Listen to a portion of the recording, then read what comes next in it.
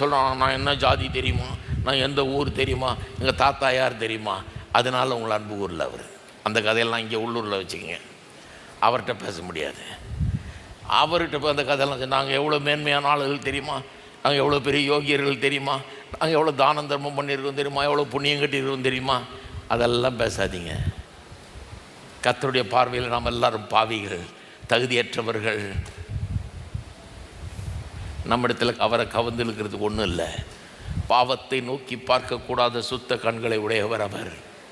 அவர் நம்ம பார்த்து ஈர்க்கப்படுகிறதுக்கு நம்மிடத்தில் ஒன்றும் இல்லை. நம்ம பார்த்து தூர போகிறதுக்கு தான் எல்லாம் இருக்குது. இருந்தாலும் நம்ம அன்பு வந்து நம்முடைய ஜீவனை கொடுக்குறாரு. ஏன்னா அவர் அன்பாகவே இருக்கிறார். இதை எப்போ பண்ணாருன்றது தான் ஆச்சரியமாக இருக்குது எனக்கு. உலக தோற்றத்துக்கு முன்னாடியே,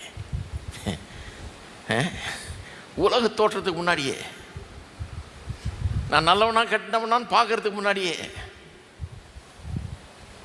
நான் எப்படி இருக்கிறேன்னு பார்த்து என்னை அன்பு கூறல. அதெல்லாம் பண்ணுறதுக்கு முன்னாடியே என்னை அன்பு கூர்ந்து விட்டார். எப்படி இருக்கும் பாருங்கள்.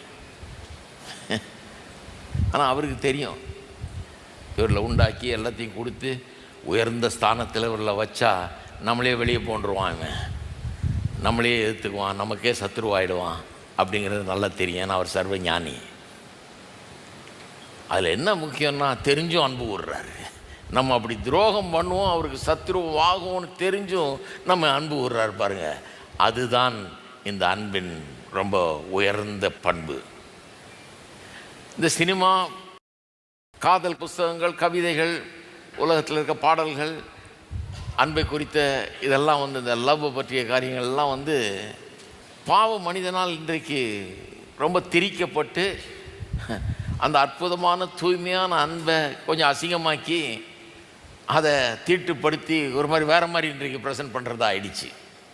அது சீப் இமிட்டேஷன் ஆகிடுச்சு. கடவுளுடைய அன்பின் நிமித்தமாக தான் நாமெல்லாம் அன்பின் சிருஷ்டிகள்ன்றதுனால தான் அதை நம்ம விரும்புகிறோம். ஆனால் இது வந்து ரொம்ப சீப் இமிட்டேஷனாக இருக்குது. இந்த சினிமா அன்பு வந்து ரொம்ப சீப் இமிட்டேஷனாக இருக்குது. சினிமா அன்பில் பார்த்திங்கன்னா அந்த மாதிரி அன்பு கிடையாது. இதுதான் ரியல் அன்பு. பாவிகளை நேசிக்கிற அன்பு இது. சினிமா அன்பு பார்த்திங்கன்னா அழகானவர்களை நேசிக்கிற அன்பு. நீங்கள் அதில் இருக்கிறதுக்கு முதல்ல அழகாக இருக்கணும். ஹலோ, மூக்கு மொழியும் ரொம்ப அழகாக இருக்கணும். நம்மளை முக்கால்வாசி பேர் கேன்சல் பண்ணுவாங்க, வீட்டுக்கு போட்டுருவாங்க.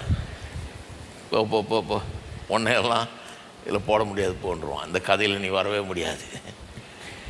ஆனால் இந்த கதையில் நம்ம எல்லாரும் இருக்கிறோம்.